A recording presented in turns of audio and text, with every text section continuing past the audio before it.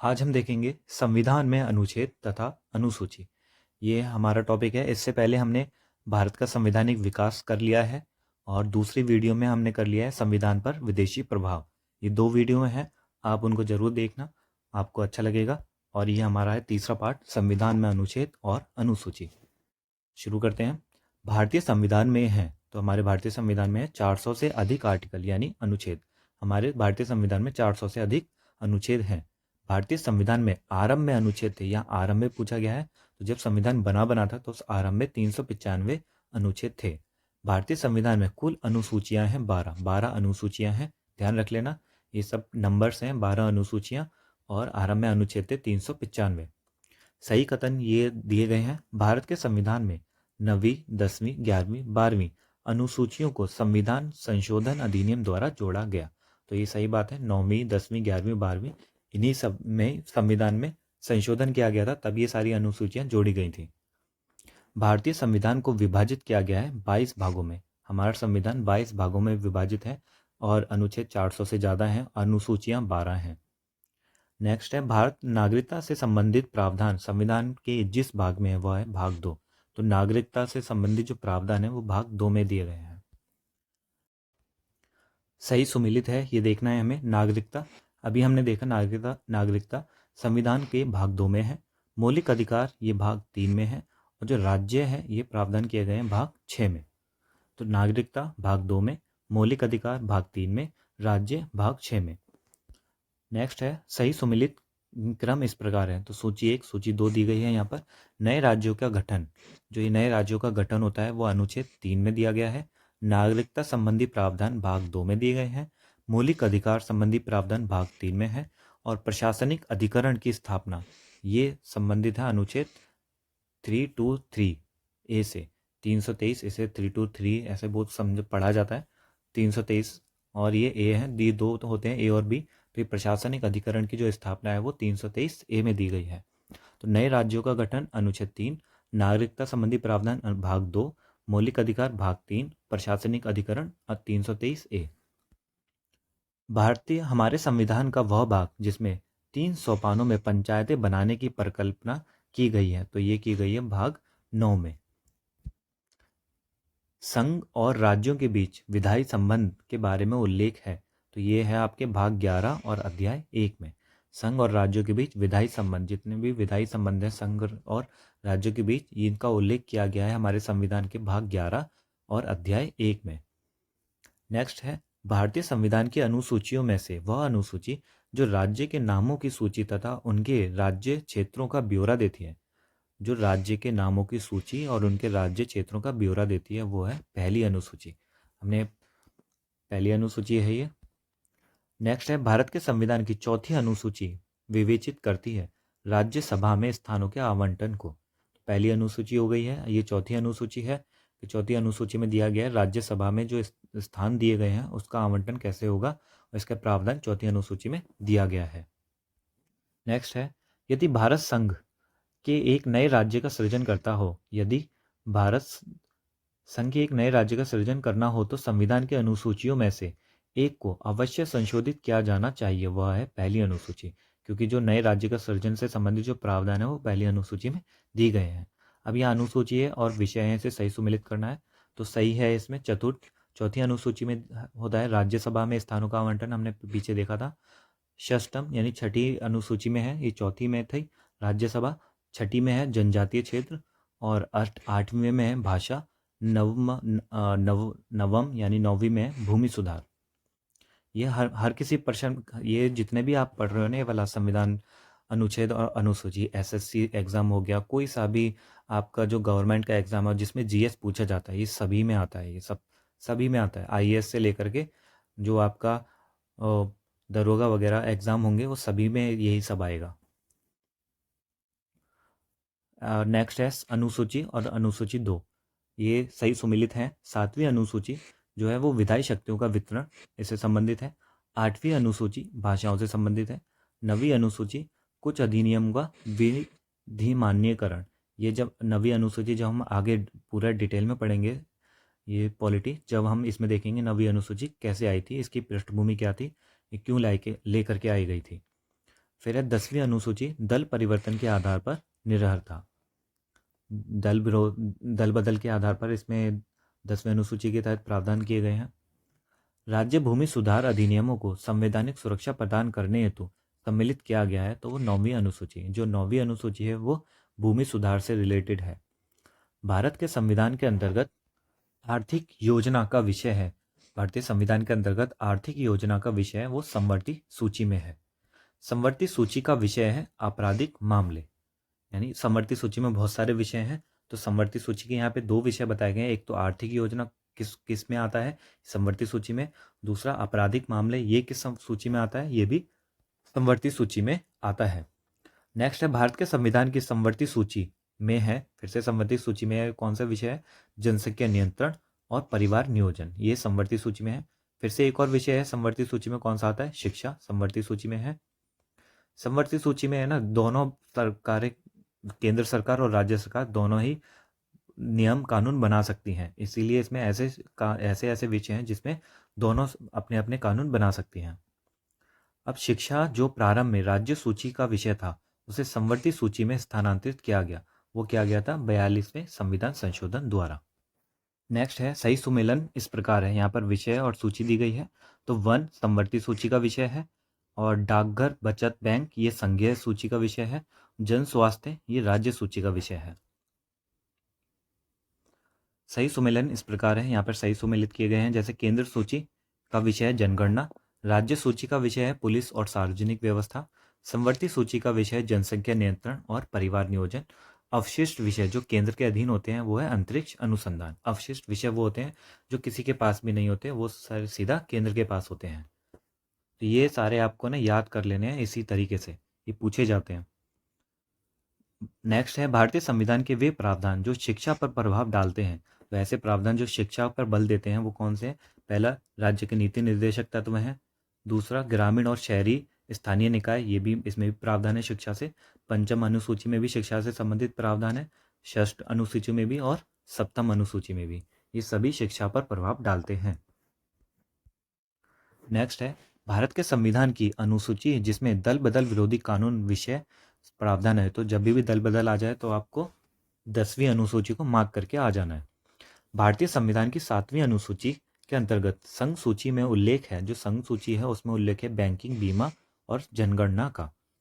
वह विषय जो भारतीय संविधान की संघ सूची से संबंधित है, तो इस रक्षा, विदेशी मामले और रेलवे, ये जो महत्वपूर्ण मामले आते हैं वो सारे संघ सूची से संबंधित आते हैं। भारतीय संविधान की 7वीं अनुसूची के अंतर्गत राज्य सूची में उल्लेख है। तो अब राज्य सूची में पूछा जा रहा है, तो रेलवे पुलिस का, जो रेलवे पुलिस है वो राज्य सूची में आता है। पंचायती राज ये विषय है आपका राज्य सूची का। जब आप पंचायती राज पढ़ोगे तो आपको पता है कि पंचायती राज का जो जो तरीका है लागू करने का, वो राज्य के हिसाब से होता है। हर राज्य अपने राज्य में अलग अलग तरीके से इसकी व्यवस्था कर सकता है।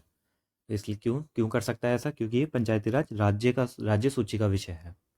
अब नेक्स्ट है वह विषय जो भारतीय संविधान की 7वीं अनुसूची की सूची 3 समवर्ती सूची में सम्मिलित है। तो दंड प्रक्रिया, ये दंड प्रक्रिया ही समवर्ती सूची का विषय है। विवाह विच्छेद यानी तलाक और गोद लेना संविधान की 7वीं अनुसूची में सम्मिलित किए गए हैं, तो ये समवर्ती सूची में किए गए हैं। तो गोद लेना, विवाह विच्छेद और विवाह, ये सारे समवर्ती सूची में हैं। सरकारों द्वारा शुल्क एवं कर लगाने का अधिकार, ये 7वीं अनुसूची में दिया गया है। भूमि सुधार, ये हमारा पता है राज्य सूची का विषय है। भारत के संविधान में विभिन्न राज्यों में अनुसूचित क्षेत्रों के प्रशासन और नियंत्रण के लिए विशेष उपबंध है, तो ये 5वीं अनुसूची में किए गए हैं। विभिन्न जो अनुसूचित क्षेत्रों के प्रशासन और नियंत्रण के लिए जो उपबंध किए गए हैं वो 5वीं अनुसूची से संबंधित है। नेक्स्ट है भारतीय संविधान की 6ठी अनुसूची जिन राज्यों के जनजातीय क्षेत्रों के प्रशासन से संबंधित है, वह है मेघालय, त्रिपुरा और मिजोरम। भारत के संविधान में 5वीं अनुसूची और 6ठी अनुसूची, दोनों ही अनुसूची पूछी गई कि उपबंध किए गए हैं। तो ये किसमें किए गए हैं? अनुसूचित जनजातियों के हितों के संरक्षण के लिए ये उपबंध किए गए हैं। तो 2 सूचियां हैं, 5वीं और 6ठी, ये दोनों ही अनुसूचित जनजातियों से संबंधित है। और जो 6ठी अनुसूची है उसमें सिर्फ मेघालय, त्रिपुरा, मिजोरम और शायद एक मणिपुर भी होता है, उसके 4 राज्यों के राज्यों से ही संबंधित जो अनुसूचित जनजाति हैं उसके प्रावधान है। और 5वीं अनुसूची में जो इनके अलग हैं पूरे देश में, उनसे संबंधित प्रावधान है। नेक्स्ट है पंचायतों को संवैधानिक दर्जा प्रदान किया गया है। जो संवैधानिक दर्जा प्रदान किया गया था वो अनुच्छेद 243 के अंतर्गत प्रदान किया गया है। संविधान की 11वीं अनुसूची संबंधित है पंचायती राज से। राष्ट्रपति की सिफारिश के बगैर कोई विधेयक जो कर लगाता है विधायिका में नहीं रखा जा सकता। यह प्रावधान संविधान के अंतर्गत आता है अनुच्छेद 117 में। तो ध्यान रख लेना, राष्ट्रपति की सिफारिश के बगैर कोई विधेयक जो कर लगाता है विधायिका में नहीं रखा जा सकता।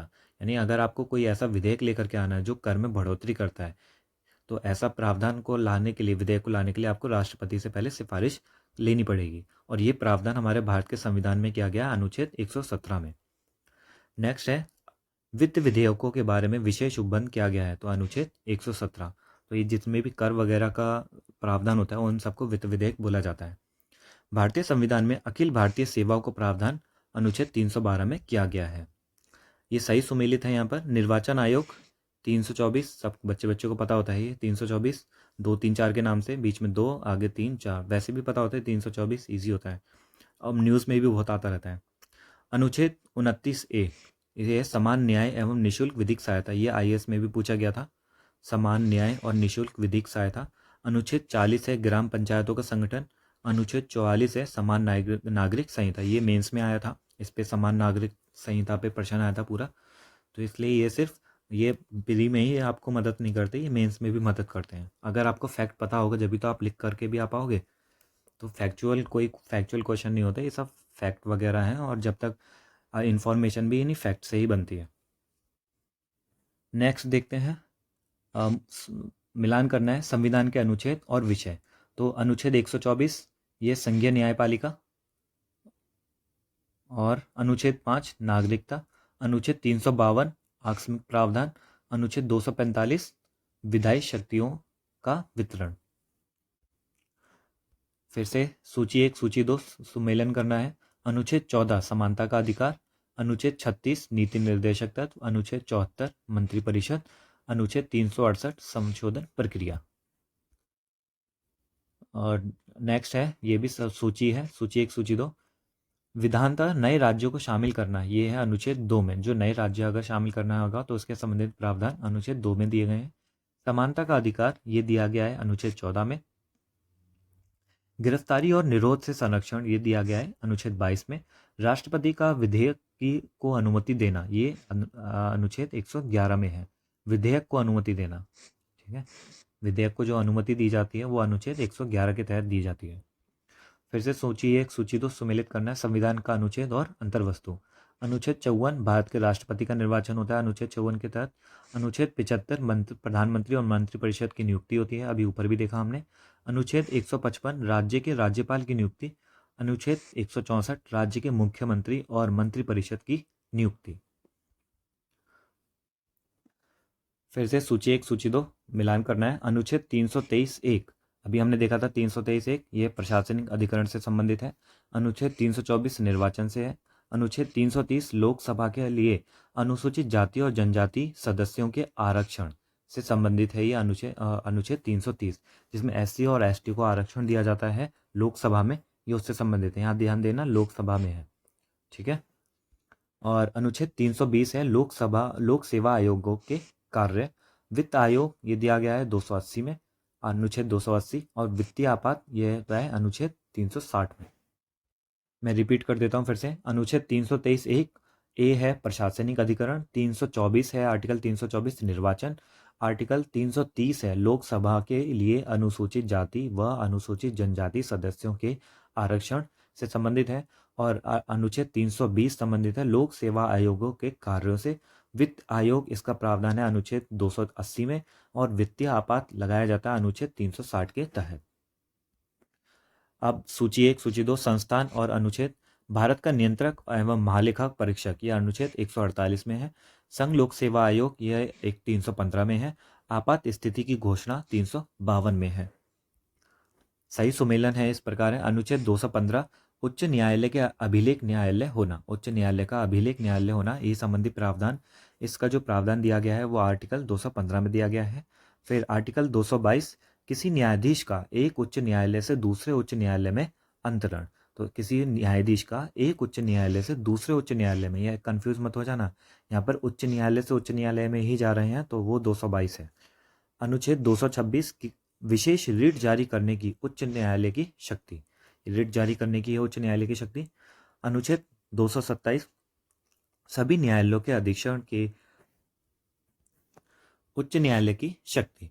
तो अनुच्छेद 227 कहता है सभी न्यायालयों के अधीक्षण की उच्च न्यायालयों की शक्ति, यानी जो उच्च न्यायालय है वो उससे नीचे के न्यायालयों पर अधीक्षण लगा सकता है और निगरानी रख सकता है। नेक्स्ट है सही सुमेलित, वही अनुसूची और सूची 2। अनुच्छेद 76 इसके में प्रावधान है भारत का महान्यायवादी। अनुच्छेद 131 इसमें दिया गया है सर्वोच्च न्यायालय का क्षेत्राधिकार, ये सर्वोच्च न्यायालय से संबंधित है। फिर कार्य करने का अधिकार नीति निर्देशक तत्व 41 में है, आर्टिकल 41। कार्य करने की सही मानवीय स्थितियां, यह अनुच्छेद 42 में है। फिर बच्चों के लिए मुफ्त तथा अनिवार्य शिक्षा, यह अनुच्छेद 45 में है। और सही सम्मेलन है भारतीय संविधान का भाग 9, ये है पंचायत से संबंधित है, हमने देख लिया था भाग 9 पंचायत से संबंधित है। भाग 8 भारतीय संविधान का भाग 8 संघ राज्य क्षेत्र से संबंधित है। भारतीय संविधान का भाग 4A मूल कर्तव्य से संबंधित है। भारतीय संविधान का भाग 9(1) ये है नगर पालिका से, एक है 9 वो पंचायत से है, 9(1) है जो नगर पालिका से है। नेक्स्ट प्रश्न है सही सुमेलित है तो पंचायत भाग 9 में है और नगर पालिकाएं भाग 9 का में है।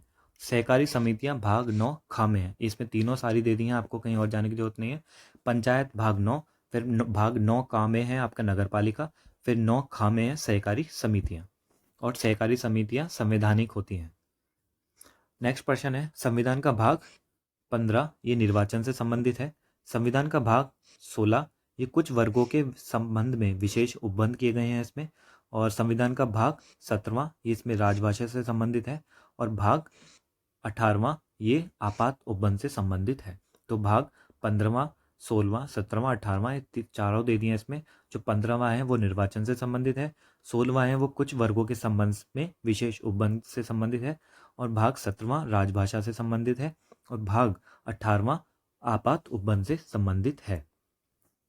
यहाँ हमारा ये होता है ख़त्म। तो आशा करता हूँ आपको अच्छा लगा होगा, तो सब्सक्राइब करना, लाइक करना, और जो भी होता है वो सब कर देना। और मेरा तो काम बस पढ़ाने का है। तो हम देखेंगे अगले पार्ट में उद्देशिका, और ये उद्देशिका वाला हमारा चौथा पार्ट होगा। तो चौथे पार्ट के लिए आप जुड़े रहना मेरे साथ। तब तक के लिए बाय बाय।